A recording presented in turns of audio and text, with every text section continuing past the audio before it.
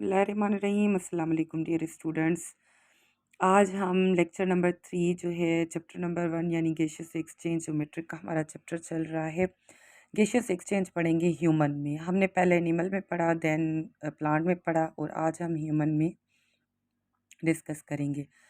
अच्छा, ह्यूमन में भी लाइक प्लांट एंड एनिमल्स, यहाँ पर भी जो हर एक सेल है वो डायरेक्ट कांटेक्ट में नहीं है हवा के साथ, ताकि वो गैसेस एक्सचेंज कर सके। तो ह्यूमन में भी पर्टिकुलर ऑर्गन सिस्टम मौजूद है जिसकी वजह से ह्यूमंस में गैसेस एक्सचेंज होती है। ठीक है, तो इसमें हमारे पास है रिस्पायरेटरी सिस्टम। रिस्पायरेटरी सिस्टम अब रिस्पायरेटरी सिस्टम में रिस्पायरेटरी सिस्टम ऐसा सिस्टम जिसमें गैसेस एक्सचेंज होती है ह्यूमन में। तो इसमें हमारे पास दो पाथवेज हैं, एक है हमारे पास एयर पैसेज वे, दूसरा है हमारे पास लंग। आज सिर्फ हम जो है एयर पैसेज वे को देखते हैं कि हवा जो है वो किन किन पहले मैंने ये सारे ऑर्गन लिख लिए हैं ताकि आप लोगों को समझ आ जाए वन बाय वन सारे। तो सबसे पहले तो डिस्कस करेंगे हम नॉस्ट्रल्स। ये जो हमारी नॉस्ट्रल्स हैं यानी नाक की नथली जो है हमारे पास, ठीक है, जो बाहर की साइड हमें नज़र आती हैं। बेसिकली ये बाहर भी हैं, एक्सटर्नल भी हैं और इंटरनल भी हैं। ये दो बाहर की तरफ हैं और दो जो है वो अंदर की तरफ से, जो कि हलक में खुलती हैं। ठीक है, तो एक्सटर्नल नॉस्ट्रल्स और इंटरनल नॉस्ट्रल्स। नॉस्ट्रल्स में हमारे पास दो आ गई, एक्सटर्नल और इंटरनल नॉस्ट्रल्स। ठीक है, ठीक हो गया। अच्छा, उसके बाद हमारे पास आ जाती है नेजल कैविटी। नेजल कैविटी यानी नोज जो इनक्लोजेस बाय कैविटी, नाक एक खला में बंद है, कैविटी में बंद है, उसको हम कहते हैं नेजल कैविटी। उसके बाद आ जाता है हमारे पास फेरिंग्स। ठीक है, फेरिंग्स आ जाता है, देन लैरिंग्स आ जाता है। लैरिंग्स को हम वॉइस बॉक्स भी कहते हैं। आगे इसको डिस्कस करेंगे कि वॉइस बॉक्स क्यों कहते हैं। यहाँ पर फिर एक फ्लैप ऑफ टिश्यू लगा होता है, एक ढक्कन, एक सुराख लगा होता है जिसको हम ग्लोटस कहते हैं, और उसके ऊपर एक फ्लैप ऑफ टिश्यू लगा हुआ होता है जिसे हम कहते हैं एपिग्लोटस। ये भी आगे चल के मैं आपको समझाती हूँ। अच्छा, लैरिंग्स के बाद आ जाता है ट्रेकिया, ठीक है, जिसको हम विंड पाइप कहते हैं। देन आ जाता है ब्रोंकाई। ब्रोंकाई जो है वो प्लूरल है, सिंगुलर अगर इसको कहेंगे तो ब्रोंकस। इसमें बच्चे बहुत कंफ्यूज होते हैं कि ब्रोंकाई क्या है एंड ब्रोंकस।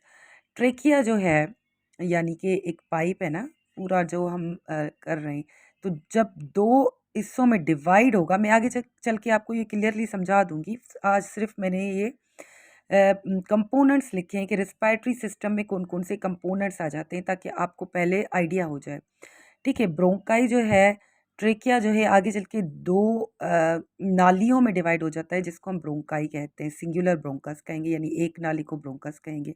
वो मज़ीद जाके डिवाइड हो जाती है छोटी छोटी नालियों में, उसको हम कहते हैं ब्रोंक्यूल्स।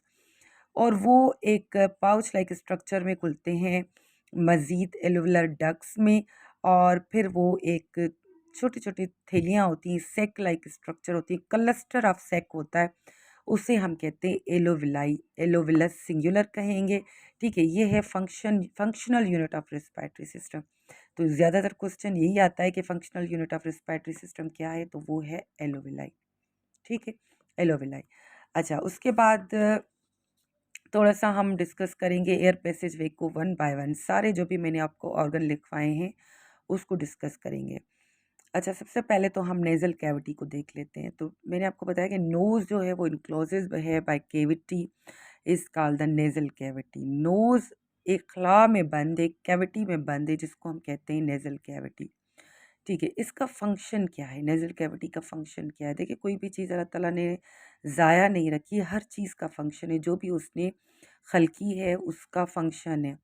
अच्छा, नेज़ल कैविटी में दो चीज़ें मौजूद हैं, एक है फाइन हेयर्स और एक है mucus.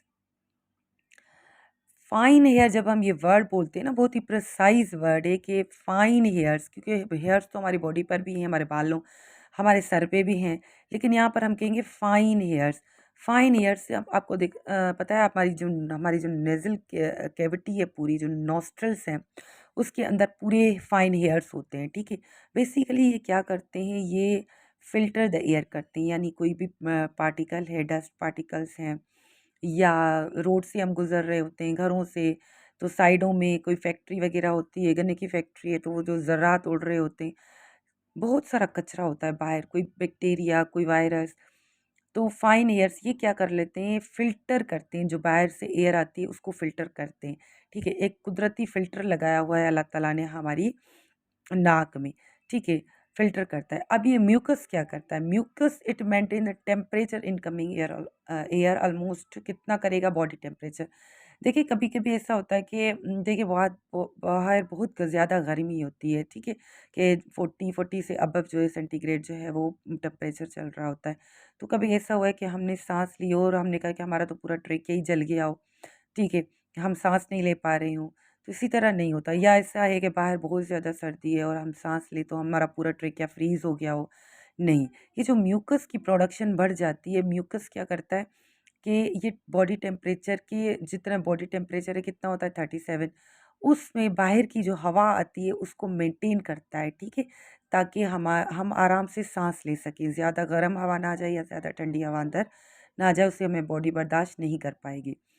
Kill the germs, germs को भी ये ख़त्म करता है। इट आल्सो प्रोवाइड मॉइस्चर, और दूसरा कि हवा खुश्क होती है, जब भी हम सांस लेते हैं हवा अंदर जाती है तो खुश्क होती है, तो सारा जो है हमारा नाक, हमारा ट्रेकिया जो है वो खुश्क हो जाएगा, हम सांस नहीं ले पाएंगे।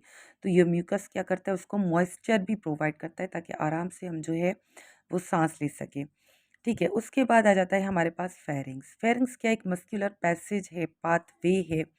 It is common for both food and air. ये बात याद रखें कि फेरिंग्स जो है उसमें से फूड भी गुजरेगी और एयर भी गुजरेगा, यानी it is a common pipe for both food and air.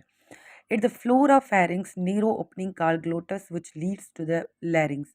अब यहाँ पर देखें कि ये फेरिंग्स है, ठीक है? फेरिंग्स जो है वो आगे चल के डिवाइड हो जाती है, एक हो गया हमारा लैरिंग्स और दूसरा हो गया हमारा ट्रेकिया। यानी ये जो है ईसोफेगस है, यानी देखिए हमारे अगर हम सामने देखें तो हमारी जो सांस की नाली है यानी ट्रेकिया, इसके पीछे होती है फूड का पाइप ईसोफेगस, इसके पीछे मौजूद होती है, ठीक है? तो यहाँ पर eight the floor of pharynx and the top of लैरिंग्स, ठीक है? तो यहाँ पर एक ओपनिंग होती है जिसको हम कहते हैं ग्लोटस, ठीक है? ग्लोटस, और इसके ऊपर एक ढक्कन लगा हुआ होता है, फ्लिप ऑफ टिश्यू लगा होता है जिसको हम एपिग्लोटस कहते हैं, ठीक है? उसके बाद आ जाता है लेरिंग्स। लेरिंग्स क्या है, at the top of the trachea, trachea के सबसे ऊपर जो है। अब देखिए ट्रेकिया ये डिवाइड हो गया, यहाँ पे ट्रेकिया हो गया, ये ईसोफेगस है।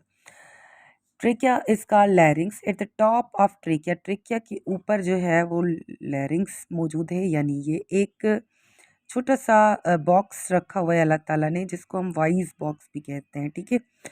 तो it is also called voice box, इसमें से साउंड प्रोड्यूस होता है। तो बेसिकली इसमें क्या लगा होते हैं, इसमें लगे हुए होते हैं वोकल कॉर्ड्स, इसमें वोकल कॉर्ड्स लगे ना, जैसे बैंड होते हैं ना, फाइब्रस बैंड की तरह, जैसे गिटार होता है, गिटार में वो तारें लगी हुई होती हैं।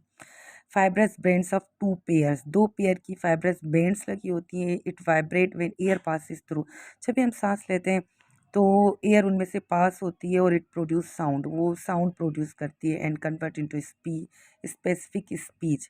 अब देखिए साउंड अगर हमने फिजिक्स में पढ़ा हो, आपने पढ़ा हो कि कैसा, फिजिक्स कहती है कि जब भी किसी बॉडी से कोई चीज़ टकराएगी उसमें वाइब्रेशन पैदा होगी तो साउंड प्रोड्यूस होगा।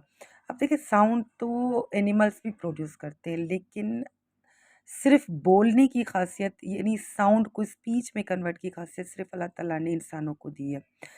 क्यों? क्योंकि हमारे पास जो हमारा जाज़ हैं, जबड़े हैं, हमारे दाँत हैं, हमारी ज़बान है, ये इस स्पीच को ये इस साउंड को स्पीच में कन्वर्ट करने में हेल्प करते हैं।